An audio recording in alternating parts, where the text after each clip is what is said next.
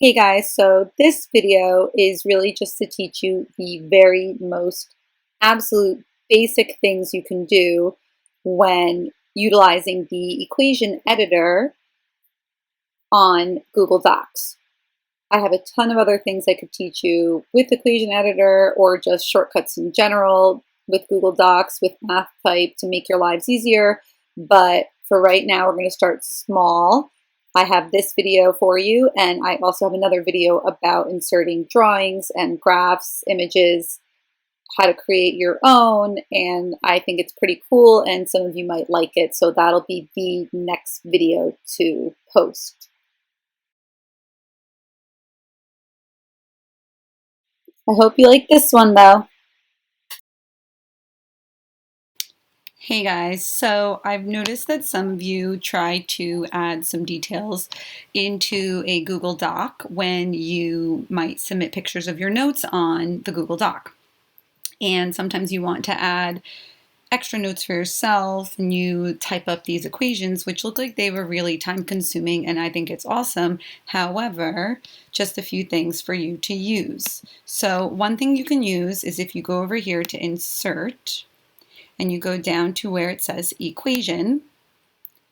Now you have this little special equation box, and then there's a bunch of features over here. So say you wanted to write an equation that we've been using for exponentials. So maybe you wanted to write a of t equals p, oops, that's not a p, p. Now, I might use the parenthesis button on the keyboard, but sometimes I instead will go over here and use these parentheses because I forget whether it's in this program or somewhere else. The parentheses from the equation editor will get bigger if you put, say, fractions inside and stuff like that, whereas if you just type regular parentheses, they sort of just stay short. So I have parentheses there. Now I want to type in 1 plus, so maybe I want to type the fraction r over n. You have a bunch of things here. So here we have Greek letters. The Greek letters you might use are pi.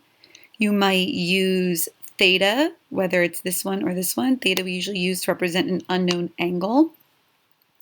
Delta, that's capital pi. Lowercase pi, that's alpha, beta, gamma, delta. We could go on. So there's Greek letters. Then over here, there's operation symbols, if you want to put any of these in. That's for a circle. These might just be bullet points, plus minus or minus plus, multiply, divide, infinity symbol you might need.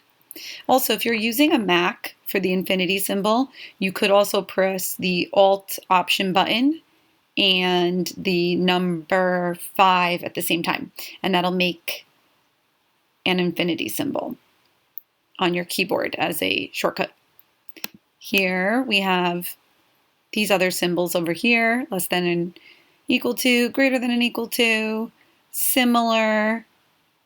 Okay, so these should look approximately equal to. You should know some of these symbols over here. And this is where we have fractions, radicals, if you want a different type of root, if you need a subscript and a superscript, subscript, superscript. For a superscript, you could also, after you type the number, type Shift and 6 to get that caret button, and it creates an exponent.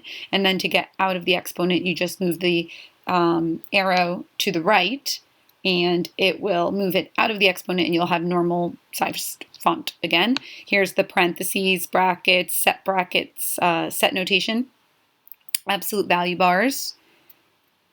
You probably really won't really need many of these for what we are doing.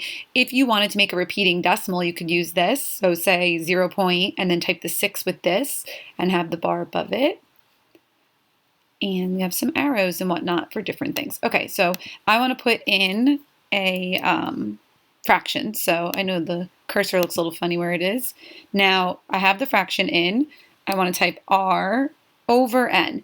I don't want to press the down arrow because it'll jump me the wrong way. I hit my arrow to the right and it moves me down to the denominator over n. And now I'm outside of the parentheses. I promise I moved the arrow. Now I am. Okay, so now I'm in the parentheses. Maybe if I zoomed in, you could kind of see where. So there I'm in the denominator. I'm going to hit the arrow to move me to the right. You don't see it, but if I type the letter Y, do you see where it goes? Okay. If I wanted a minus, not a minus sign, minus sign, oopsie, Control Z. There we go. Control Z is your, or Command Z, depending what kind of computer you have, that's your undo shortcut. And Command Y is your redo. So if you wanted to undo something and then redo it, put it back, you could do Command Z and then Command Y. You can play around with those. Now I have this extra little space here. I want to backspace that out. See, I'm messing all this up. That should be fine. If I want an exponent here, I'm going to hit Shift and the caret button, the 6 key, and then I want to raise my whole entire parenthesis to the NT power. If you wanted a little multiplication dot over there, you could hit that and put that in there if you want. You obviously don't need it. If I move my arrow to the left one, so you see I'm back up in the exponent, and to get out of it, I go here.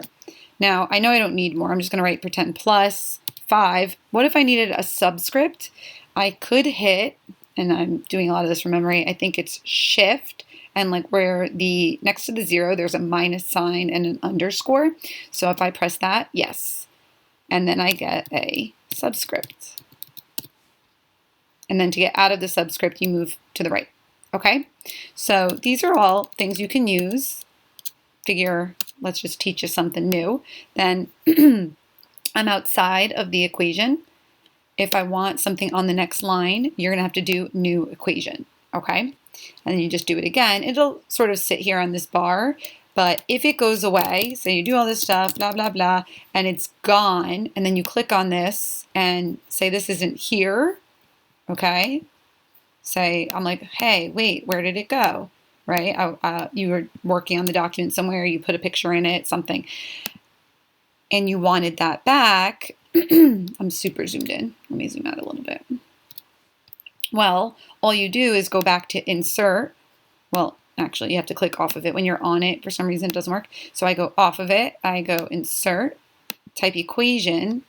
Now, backspace that one because I don't need it. And then now that you're here, everything's back again. Okay, so that's just something new in case you wanted to learn how to insert equations.